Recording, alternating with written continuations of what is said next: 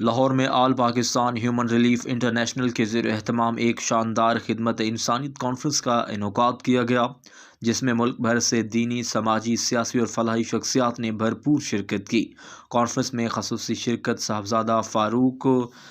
بہاولحق شاہ آستانہ عالیہ بھیرا شریف نے کی، جبکہ خصوصی گفتگو سابق چیف جسٹس ہائی کورٹ محمد قاسم نے کی۔ دیگر مقررین میں پیر سید صفدر حسین شاہ گیلانی، مرکزی جنرل سیکریٹری جمعیت علماء پاکستان، خرم نواز گنڈا پور، جنرل سیکریٹری پاکستان عوامی تحریک، محمد نواز کھرل، صدر المصطفیٰ ویلفیئر ٹرسٹ پاکستان، MP اور سابق وزیر تعلیم چودھری اقبال گجر، پروفیسر ڈاکٹر مفتی عمران احمد نظامی پاک وطن شریف،